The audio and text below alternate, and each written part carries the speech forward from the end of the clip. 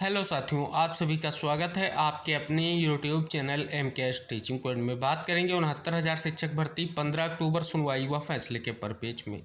जानेंगे CGI sir को जो मेल किया गया है, आखिरकार उसमें क्या मांग की गई है और किन पहलुओं को इंगित कराया गया है।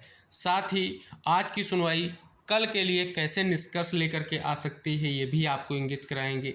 केस मेंशन की स्थिति पर बात करेंगे और भर्ती से संबंधित जो अन्य महत्वपूर्ण मुद्दे हैं और उनके विश्लेषण के साथ साथ उनके कहीं ना कहीं आने वाली स्थितियों पर भी बात करेंगे। तो आप इस वीडियो को अंत तक ज़रूर देखें और वीडियो को सभी साथियों तक शेयर करें। और जो साथी चैनल पर पहली बार विजिट कर रहे हैं तो कृपया चैनल को सब्सक्राइब करके बेल आइकन जरूर प्रेस कर लें। आज हम बात कर लें तो आज 4 याचिकाओं पर जो हाई कोर्ट डबल बेंच के फैसले को चैलेंज करते हुए सुप्रीम कोर्ट में दाखिल की गई उन पर सुनवाई कोर्ट नंबर 1 यानी चीफ जस्टिस सर की बेंच में सुनवाई लगी हुई है।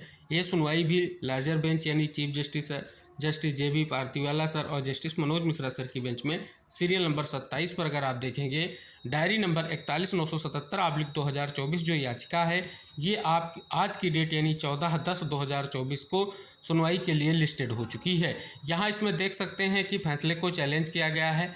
अगली जो याचिका है वो है diary number 42,804/2024 Rahul Mishra versus the state of Uttar प्रदेश।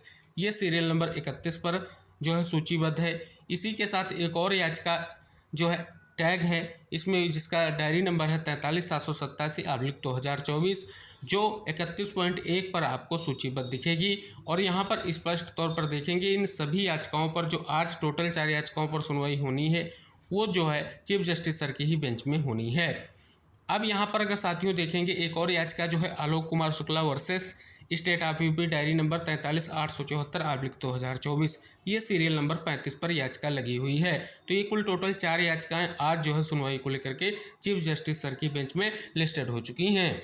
दूसरी ओर साथियों बात कर लें diary number 38,554/2024 Ravi Kumar Saxena versus state of UP जो आपकी ये महत्वपूर्ण याचिका है। इसके साथ समस्त कनेक्टेड याचिकाओं पर जो सुनवाई हुई वो 9/9/2024 को हुई।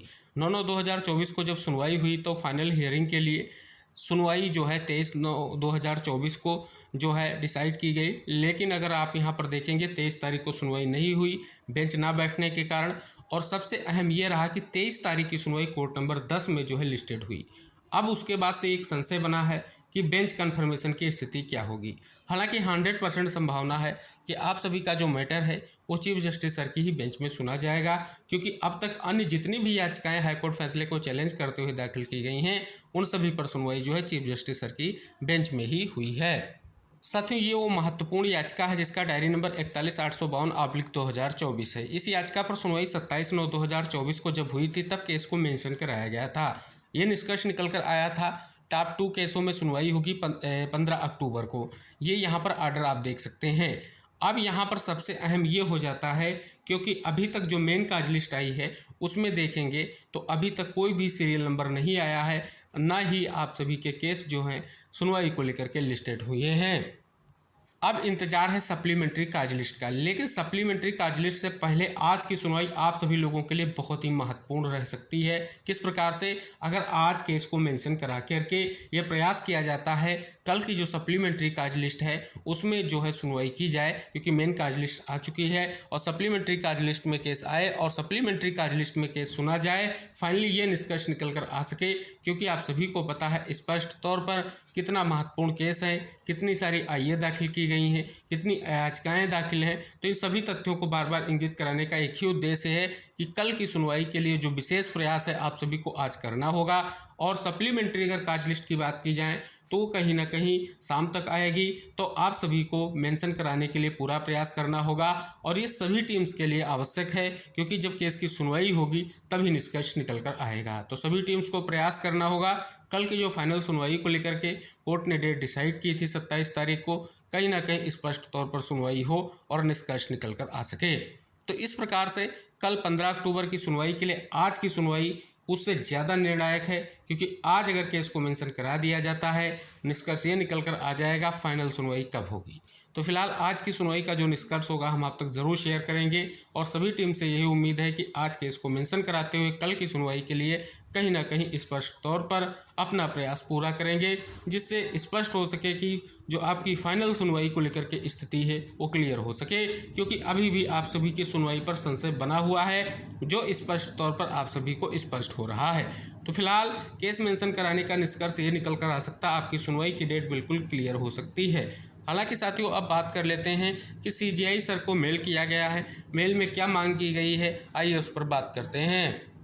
अभ्यर्थियों ने मुख्य न्यायाधीश से लगाई न्याय की उम्मीद। 69,000 सहायक शिक्षक भर्ती के आरक्षण पीड़ित अभ्यर्थियों ने शिक्षक भर्ती में 19,000 सीटों पर हुए आरक्षण घोटाले को लेकर के सुप्रीम कोर्ट के मुख्य न्यायाधीश DY चंद्रचूड़ को पिछड़ा दलित संयुक्त मोर्चा के प्रदेश स्तरीय आह्वान पर ईमेल किए गए। उक्त ईमेल में आरक्षण पीड़ित अभ्यर्थियों ने साफ तौर पर कहा है कि उत्तर प्रदेश के आरक्षण पीड़ित अभ्यर्थियों को मुख्य न्यायाधीश से न्याय की पूरी उम्मीद है। आरक्षण के मुद्दे पर सुप्रीम कोर्ट में 9 सितंबर को सिर्फ एक ही सुनवाई हुई है और उसके बाद से अभी तक एक भी सुनवाई नहीं हुई है। ऐसी स्थिति में मुख्य न्यायाधीश इस मामले पर संज्ञान लेकर के आरक्षण पीड़ित अभ्यर्थियों को न्याय देने का ऐतिहासिक कार्य करें।